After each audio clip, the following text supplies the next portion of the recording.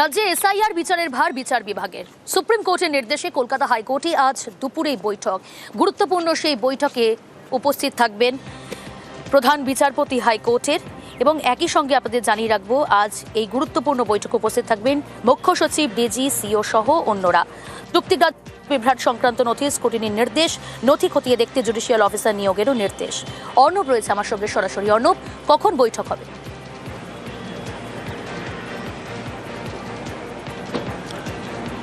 দেখো, প্রথমার্ধে এখনো পর্যন্ত জিএসটি ট্রাইব্যুনাল গঠন এবং সেখানকার মেম্বার কারা হবেন তাদের ইন্টারভিউ প্রক্রিয়া চলছে, যেখানে প্রধান বিচারপতি সুজয় পাল, রাজ্যের মুখ্য সচিব, অর্থ সচিব, স্বরাষ্ট্র সচিব, রাজ্যের আমলারা রয়েছেন এবং সেই প্রক্রিয়া শেষ হওয়ার পরই দ্বিতীয়ার্ধে এসআইআর বৈঠক হওয়ার কথা মানে হবে।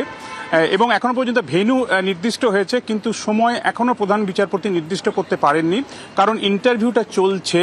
সেই ইন্টারভিউটা শেষ করার পরে সেটা দুপুর 1:30টার পরে হবে, এটা এক প্রকার নিশ্চিত আছে।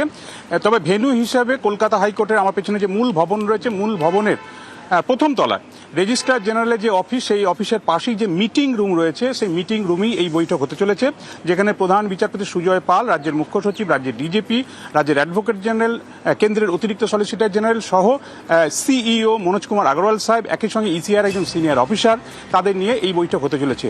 এই বৈঠকের দিকে তাকিয়ে রয়েছে গোটা দেশ, বিশেষ করে যে 12টি রাজ্যে এসআইআর চলছে তারাও নজর রাখছে এই বাংলার দিকে, কারণ গতকাল সুপ্রিম কোর্টে এ রাজ্যে এসআইআর উদ্ভূত পরিস্থিতিকে এক্সট্রা অর্ডিনারি সিচুয়েশন বলা হয়েছে। শুধু তাই নয়, এই এক্সট্রা অর্ডিনারি সিচুয়েশনের জন্য রাজ্যের জুডিশিয়ারিতেও একটা এক্সট্রা অর্ডিনারি সিচুয়েশন তৈরি হয়েছে।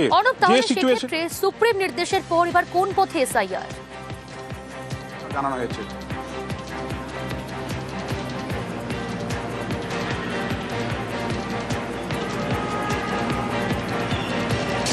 অর্ণব, সুপ্রিম কোর্টের যে নির্দেশ, সেই নির্দেশের পর এবার কোন পথে তাহলে এসআইআর? দেখে, এসআইআর সম্পূর্ণ তা পাওয়া সেটা এই মুহূর্তে রাজ্যের বিচার বিভাগের ওপর নির্ভর করছে। অর্থাৎ এই মুহূর্তে রাজ্যে বিচার বিভাগ এবং জাতীয় নির্বাচন কমিশন তারা একযোগে এবং একই সঙ্গে রাজ্য সরকার, এই তিনটে সাংবিধানিক বডি একযোগে কাজ করে এসআইআরকে সম্পূর্ণ করবে। গতকাল সুপ্রিম কোর্টের নির্দেশ বার্তা এবং সেই বার্তা অনুযায়ী জুডিশিয়াল অফিসার, সেটা ডিস্ট্রিক্ট জাজ পদমর্যাদার জুডিশিয়াল অফিসার হতে পারেন, অ্যাডিশনাল ডিস্ট্রিক্ট জাজ হতে পারেন, সাব ডিভিশনাল ম্যাজিস্ট্রেট পদমর্যাদার আধিকারিক হতে পারেন, বা রিটায়ার্ড জাস্টিস হতে পারেন, কারা কারা এই জায়গায় কাজ করবেন, এসআইআরে কাজ করবেন, লজিক্যাল ডিসক্রিপেন্সির খুঁত ধরবেন বা খুঁত নির্ণয় করবেন, এই কাজটা ঠিক করার জন্যই, সেই মেকানিজম বা সেই মডালিটি তৈরির জন্যই এই বৈঠক হচ্ছে। দুপুর 1:30টার পর বৈঠক, বেশ কয়েক ঘন্টা বৈঠক হবে বলে মনে করা হচ্ছে এবং বিকেলের মধ্যে তার একটা আভাস পাওয়া যাবে। তবে ভারতবর্ষে নজির তৈরি হয়েছে মমতা বন্দ্যোপাধ্যায়ের করা মামলার প্রেক্ষিতে।